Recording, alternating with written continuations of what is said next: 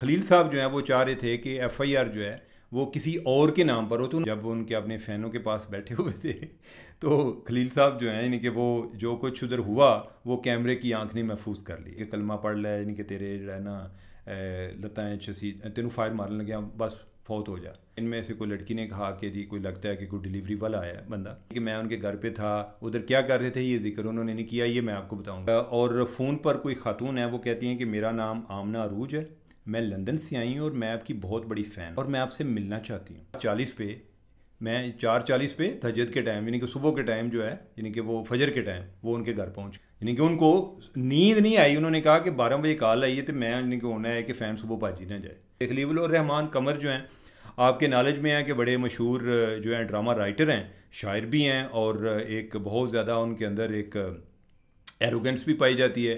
ख़वातीन के ख़िलाफ़ अक्सर वो बोलते हुए पाए जाते हैं और ये उन्होंने हालांकि अच्छे उनको ड्रामा राइटर के तौर पे भी बड़े इस्टेब्लिश्ड हैं, लेकिन जो उन्होंने अपनी ज़्यादा वजह शहरत बना ली है वो एंटी वुमेन होने के हवाले से बना लिया कि ख़वातीन पर जैसे वो एक कदगन लगाना चाहते हैं। कोई औरत मार्च हो उस पर भी उनको इतराज़ होता है, कोई और हो तो उस पर भी उनको इतराज़ होता है, किसी प्रोग्राम में होते हैं ख़वातीन को गालियाँ दे देते हैं, को बदज़ुबानी करते हैं। अब ये है कि उनको क्या उनके साथ हुआ क्या।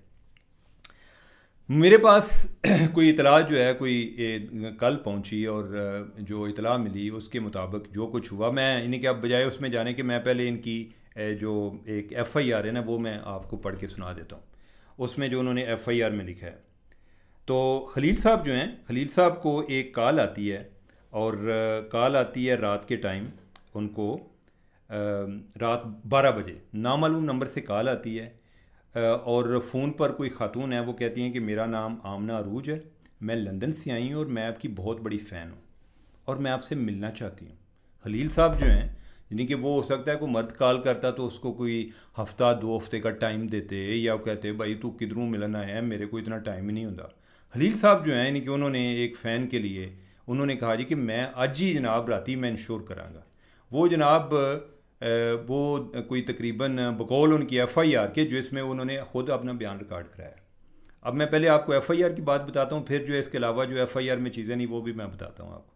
तो उसमें उन्होंने कहा जी कि मैं 4:40 पे तहज्जुद के टाइम यानी कि सुबह के टाइम जो है यानी कि वो फजर के टाइम वो उनके घर पहुँच गए यानी कि उनको नींद नहीं आई। उन्होंने कहा कि 12 बजे कॉल आई है तो मैं यानी कि होना है कि फ़ैन सुबह भाजी ना जाए, ठीक है। तो वो जो है उनके उधर पहुँच गए। फिर जो है वो उसके बाद जो बताते हैं वो कहते हैं जी कि मैं उनके घर पे था, उधर क्या कर रहे थे ये जिक्र उन्होंने नहीं किया, ये मैं आपको बताऊंगा। तो उसके बाद उन्होंने कहा जी कि कोई फ़ोन पे जो यानी कि बाहर बेल हुई और इनमें से कोई लड़की ने कहा कि जी कोई लगता है कि कोई डिलीवरी वाला आया है बंदा कि कोई हमने को ऑर्डर किया हुआ था। वो डिलीवरी वाले जो है ना वो कोई 7-8 जो है डिलीवरी वाले आ गए यानी कि मतलब ये है कि वो उन ख़वातीन के साथ मिले हुए थे। उन्होंने इनको को मारा भी, उधर से लेकर गए, फिर इनके पास से कोई इनका जो एटीएम कार्ड हैं वो लिए, उससे को पैसे निकलवाए। फिर उन्होंने कहा जी कि आप हमें 1 करोड़ रुपया दें।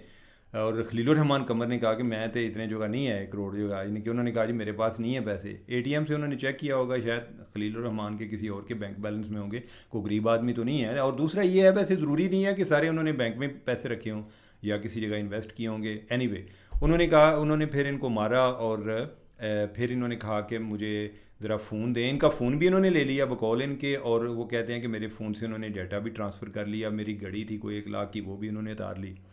और फिर इन्होंने कहा जी कि मुझे ज़रा ना कॉल करने दे, मैं एक दोस्त को कॉल करता हूँ, हो सकता है मुझे पैसे दे। तो दोस्त को कॉल की और उसने कहा जी मेरे को भी नहीं है पैसे। उसको इन्होंने कहा कि यार मुझे 10 लाख रुपया दो, उसने कहा मेरे पास नहीं है।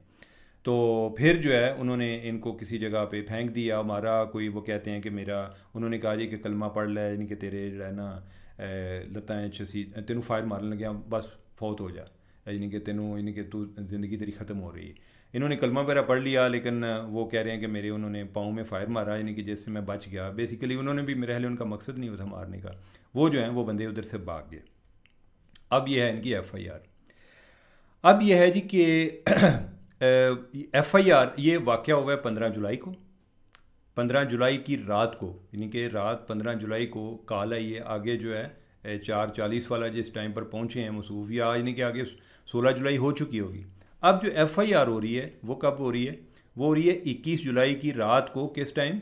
कोई 3:30-4 बजे, यानी कि वो भी इन्होंने इतनी लेट कराई है। ये लेट क्यों कराई है एफआईआर, वो भी मैं आपको बताता हूँ। वजह ये थी कि खलील साहब जो हैं वो अपने नाम पर एफआईआर नहीं कराना चाह रहे थे। उन्हें लग रहा था कि ये बात जो है वो खुलेगी और बात दूर तक जाएगी।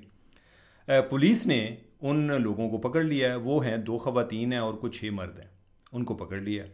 अब पुलिस वाले कहते हैं जी कि हमने बंदे पकड़ लिए हैं, आप कह रहे हैं कि मैं एफआईआर नहीं करा रहा। पहले आपने कंप्लेन हमें एक लॉन्च की है, अब आप एफआईआर नहीं करा रहे। खलील साहब जो हैं वो चाह रहे थे कि एफआईआर जो है वो किसी और के नाम पर हो। तो उन्होंने कहा जी कि अगर और के नाम पर भी होगी तो फिर आपका नाम हम डालेंगे। अगर कोई आप मुद्दई और भी बनेगा तो वो ये बताएगा जी कि मेरे जानने वाले हैं तो उनके साथ ही हो गए। आपका नाम हमने वो आएगा तो फिर हम क्या करें। तो इनिशियली तो वो एग्री नहीं कर रहे थे एफआईआर के हवाले से। फिर जो है रात को कोई लेट नाइट उन्हें कोई ऐसा शायद ख्याल गुजरा कि कोई बात जो है वो मीडिया में भी निकल रही है, तो उन्होंने जो है उन्होंने एफआईआर करा दी। अब यह है कि एफआईआर हुई कैसे। एफआईआर हुई ऐसे कि फिर उन्होंने कहा जी कि वो ना वीडियो वाली बात जो है ना वो नहीं आनी चाहिए इसमें।